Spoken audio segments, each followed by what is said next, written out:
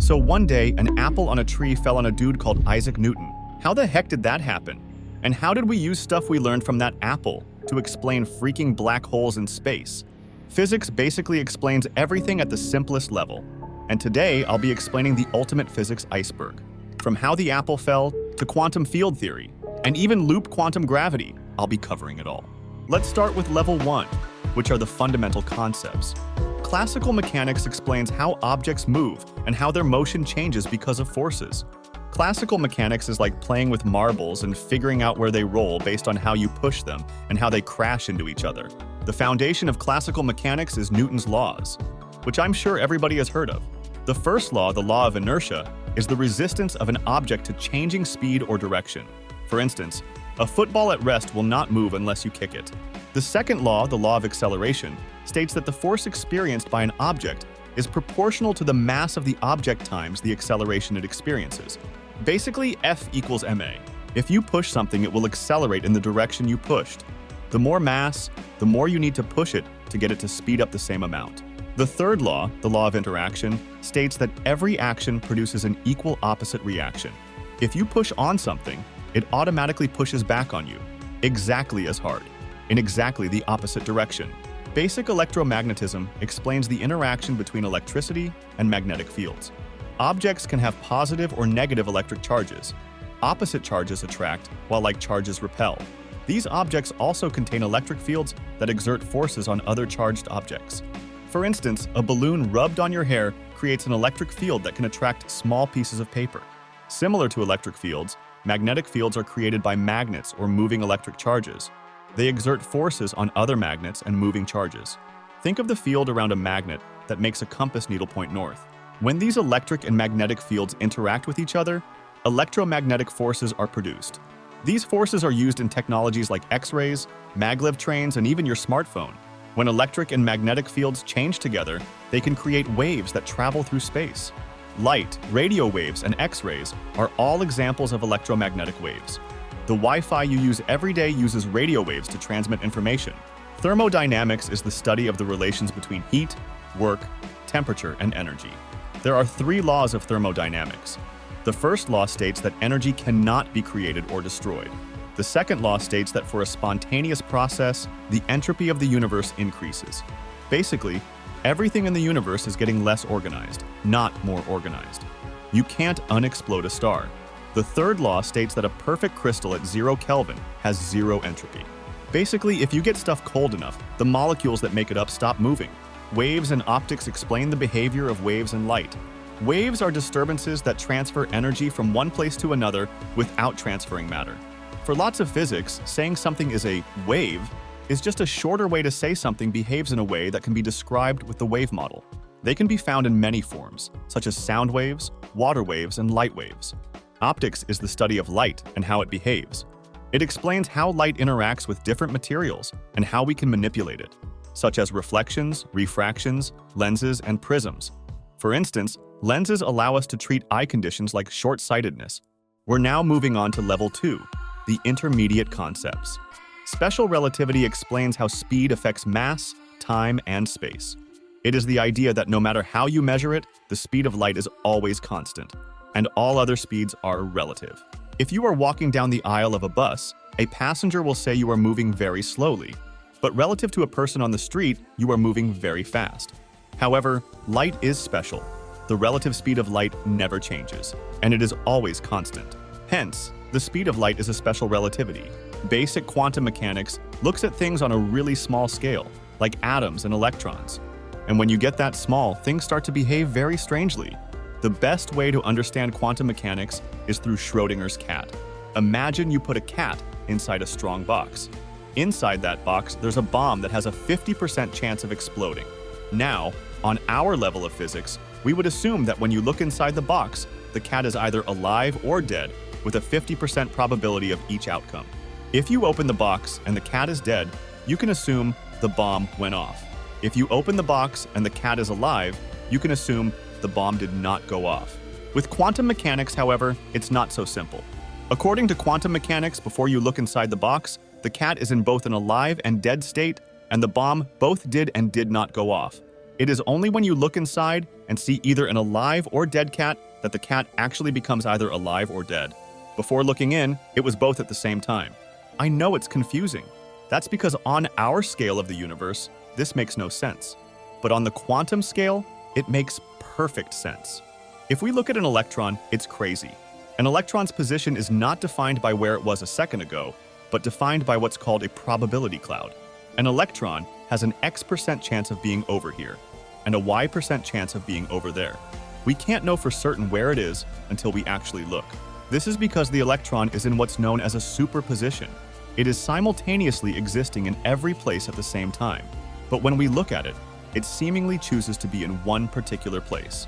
This choosing of its position is known as collapsing the particle's wave function.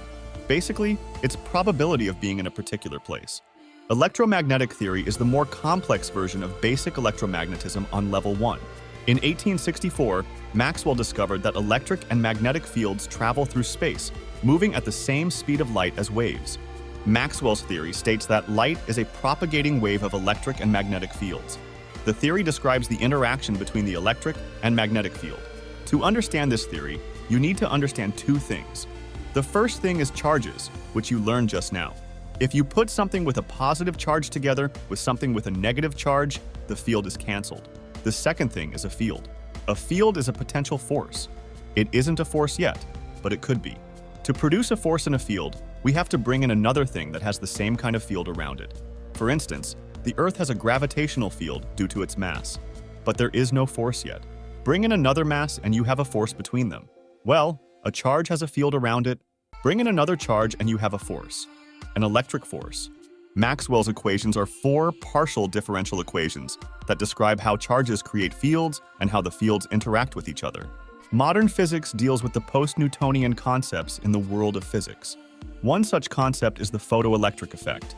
When light with enough energy shines on a material, it can cause electrons in the material to absorb this energy and be knocked loose, causing them to fly away from the surface. This can be seen in solar panels that use the photoelectric effect to turn sunlight into electricity. We're now moving on to level 3, advanced undergraduate topics. General relativity explains how gravity works. The general idea is that gravity is a curving or warping of space. The more massive an object, the more it warps the space around it. Imagine a big piece of fabric that's stretched out over a drum. When you roll marbles across the sheet, they will pretty much go straight. But if you put a big object on the sheet, it will bend it, and the marble's path will also bend. Not only is space bent, but time too. Usually when you roll the marbles, they have a constant speed, but with the big objects in there, they will slow down and speed up when they get near them. Advanced quantum mechanics is basic quantum mechanics, but with the addition of concepts like wave functions, which describe the probabilities of where particles like electrons might be found. It also explores quantum entanglement, where particles become interconnected and instantly affect each other, no matter the distance. Additionally, it includes quantum field theory, which combines quantum mechanics with special relativity to describe how particles interact and how forces like electromagnetism work on a really small scale. Statistical mechanics is not the usual mechanics. It studies large numbers of particles that cannot possibly be studied individually. With such a great number of particles, you don't care about the behavior of a single one, but just about cumulative properties that can be studied through statistics and probability theory. Basically, if you roll a painted ball down a hill, it's easy to know where it will leave a trail. But if you roll 500 balls that bump and knock into each other, it is much harder to know where each will roll. If we don't care exactly where it is painted on the hill, we can use statistical mechanics to get a good guess on how much and where the hill will be painted. Statistical mechanics can be used to find out the rate at which interactions with sufficient energy for a chemical reaction occur, especially for gases and liquids, because they are made of lots of small particles, and you can treat them like a continuous thing based on the statistics of the velocities of the particles. Solid-state physics explains how atoms and molecules behave in solid materials. It looks at the arrangement of atoms in crystals and how this structure affects the material's properties like electrical conductivity, magnetism, and strength. For instance, it explains why metals conduct electricity and why some materials become superconductors at very low temperatures. We're now moving on to level 4, graduate level topics. Quantum field theory combines quantum mechanics with relativity to explain the behavior of subatomic particles and their interactions through force fields. These invisible fields sometimes act like particles and sometimes like waves. They can interact with one another. Some of them can even flow right through us.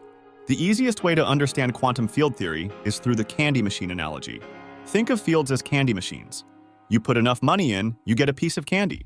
You put more money in, you get another candy. Switch money to energy and the candies to particles. If you have enough energy, you can get as many particles as you want. Note that the money, energy, is always conserved. If you have 10 coins and you put 5 in the machine, then both you and the machine now have 5 coins, and the total number of coins is still 10. However, the number of candies, particles, is not conserved. You can eat them and they disappear, or the factory makes new ones, and the maintenance guy comes and restocks the machine. There are 18 such machines that we know of. You can go, for example, to the electron machine, pay some money and get an electron. And then you can go to the photon machine, pay some money and get a photon. The fields also interact and exchange energy with each other. Think of an intricate network of tubes between the different machines that can transfer coins from one machine to another. However, these exchanges all happen within the tubes, hidden from sight. No actual candies are exchanged in the process. The same thing happens with fields. They interact behind the scenes, not by exchanging particles, but by exchanging energy between them. Particle physics is the study of fundamental particles and forces that make up matter and radiation. There are 4 forces of nature. Besides electromagnetism, there are 2 more, which are less known but just as important. The strong force holds every nucleus together, and the weak force is responsible for radioactivity. The bosons are the carriers of these 4 forces. You have photons for electromagnetism, gluons for the strong force, and the W and Z bosons for the weak force. Gravity is an outsider and doesn't have a boson as far as we know. Quarks are the building blocks of protons and neutrons, and they are held together by the strong force. Leptons are a bit rarer and less known. The most common lepton is the electron and revolves around a nucleus. The force that keeps the electrons around the nucleus is electromagnetism. After all, the electrons are negatively charged and the protons in the nucleus positive. Astrophysics is the study of celestial bodies and the universe. It is used to explain how stars, planets, and galaxies form. By analyzing light and other forms of radiation emitted by these objects, astrophysicists can learn about their composition, temperature, and movements. Some popular astrophysics theories include the Big Bang and cosmic inflation. The Big Bang is how astronomers think the universe began. It is the idea that the universe began as just a single point, then expanded to what it is now. And cosmic inflation is the theory of exponential expansion of space in the early universe. Condensed matter physics is the study of how solids and liquids behave. It looks at how atoms and molecules come together to form different materials and how these materials work. For instance, scientists in this field study things like how electricity flows through metals, how heat moves through different materials, and how magnets work. They also explore special materials like superconductors that can conduct electricity without losing any energy. We're now moving on to level 5 specialized research areas. Plasma physics focuses on the 4th state of matter, known as plasma, and its applications. 99% of the universe is actually naturally made of plasma. However, we can create plasma artificially. Take a gas, heat it to immense levels, and that causes its atoms and molecules to separate. This process is called ionization. During ionization, atoms break into positively charged ions and negatively charged electrons, and plasma is created. Plasma reacts strongly to electric and magnetic fields. Currently, plasma physics is used to make a new kind of nuclear power, called fusion, using devices known as tokamaks, which are better and safer than ordinary nuclear power and would produce much less radioactive waste. It is also used in monitors and TVs. Chaos theory studies the pattern of dynamic and chaotic systems to better understand and predict their behavior. The best example of this theory is the path of a double pendulum. Simple experiments like the path of a double pendulum are so sensitive to the tiniest of change that any attempt to make the pendulum follow the same path twice will fail. You can reasonably predict what it will do for a short period, but then the path will diverge completely from the initial path. But if you allow the pendulum to go on for a long time, you may be able to observe a deeper pattern in its path. Quantum information science combines quantum mechanics with information and computer science to develop theories, algorithms, and technologies that allow us to surpass the limits of normal computers. And it is used to create quantum computers. If a regular computer has to look at things one at a time, like when calculating the average of a set of numbers, a quantum computer can look at things in many places all at once. calculating the average much more quickly than it could look at all the numbers. However, it's only pretty sure when it finds the answer. It could be wrong. Biophysics combines physics, chemistry, and biology to study biological systems. It allows us to understand how the molecules of life are made, how different parts of a cell move and function, and how complex systems in our bodies like the brain, circulation, immune system, and others work. We're now moving on to level 6, theoretical physics. String theory is the idea that electrons aren't dots, but rubber bands when zoomed in. Close up, these rubber bands vibrate in many different ways. Each way can be called a particle. When the rubber band vibrates a certain way, it's an electron, but in another way, it becomes a quark. So why does string theory exist? There are two sets of rules in our universe: quantum mechanics, which are the rules of really small things, and general relativity, which is the rule of really big things. When you use quantum mechanics to explain really big things and general relativity to explain really small things, crazy stuff happens. String theory is our best attempt at making one set of rules for everything, without crazy stuff happening. Loop quantum gravity suggests that the structure of space-time is made of tiny loops woven into a sort of network, a quilt-like structure in 4 dimensions, 1 for time and 3 for space. Those loopy, interlinked structures are called spin networks. Space-time, as described by general relativity, is a continuum, meaning that space and time are not considered to be separate properties of our universe. While they can be measured and quantified individually, they are still connected. In every part of this continuum we call space-time, one can define regions of tiny volume. These volumes can be divided into increasingly smaller regions, more or less to the point of infinity. However, loop quantum gravity proposes that there is in fact a smallest possible volume that is no longer divisible. It describes this fundamental fabric of space-time as something called a spin network, and by that I mean spin in the quantum sense. Think of it as tiny loops that exist in excited gravitational fields, sort of like a network of lines connected at various nodes. These nodes carry a certain numerical value that represents the volume of each of these tiny building blocks of space-time. If you have a region with only one node existing at the lowest possible value, then that is the lowest possible volume, and it is no longer divisible into smaller spaces. Conversely, if you add more nodes, the volume increases. Quantum gravity is a field of physics that tries to unify the Standard Model, which describes quanta, fundamental particles, as well as very small stuff and relativity, which describes very big stuff. These two models work fine, until we try to combine them, for example by trying to study the moments right after the Big Bang, in which lots of matter was cramped in a really small space. The math we use to try solving these questions simply can't do it. To overcome the problem, scientists have been proposing several theories, such as the M theory and string theory. Dark matter and dark energy are mysterious substances that affect and shape the universe. But how do we know that dark matter exists? We can figure out what is in space by looking up and seeing what's up there. We can see stars, nebulae, and stuff like that. Everything has gravity, and since we know how gravity acts between objects, we can figure out how much there is. The interesting part is when we add up all the things that we can see and figure out how much gravity there is by watching the interaction between everything, a huge part of stuff is still missing. There is too much gravity and not enough stuff. Scientists call it dark matter because we can't see it and don't really know what it is. And dark energy? It's the name that astronomers gave to the mysterious something that is causing the universe to expand at an accelerated rate. We're now moving on to level 7, the frontier. Beyond the Standard Model refers to the theoretical developments needed to explain the deficiencies of the Standard Model. One such theory is supersymmetry.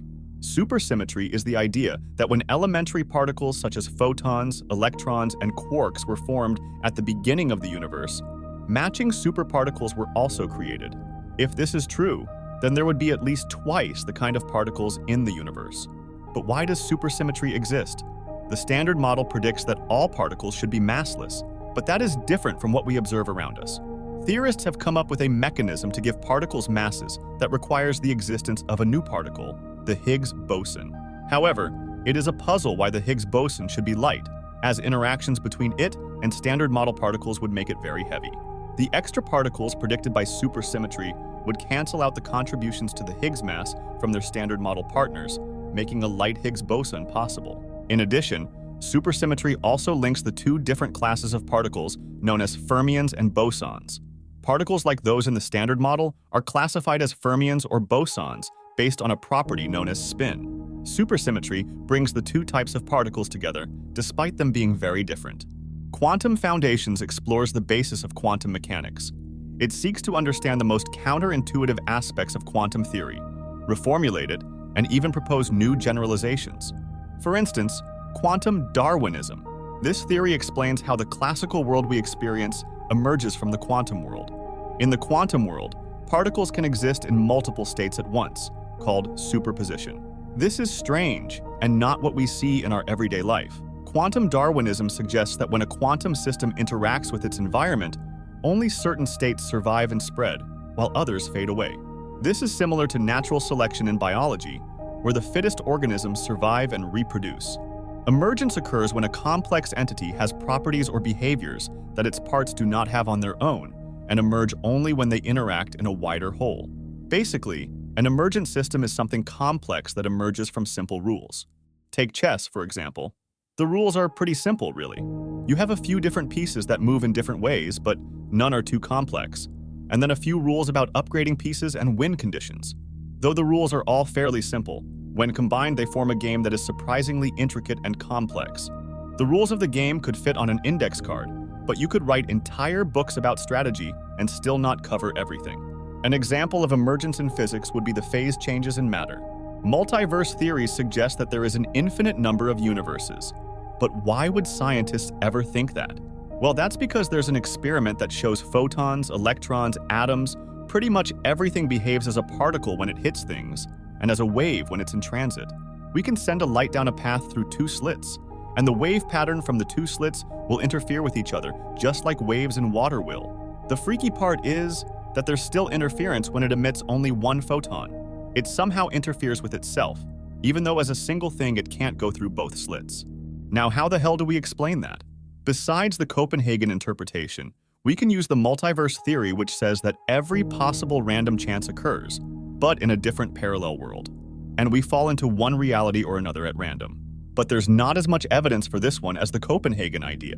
Wow, you've really made it to the end of the video. Since you've made it this far, please like and subscribe for more videos just like this. See you in the next video.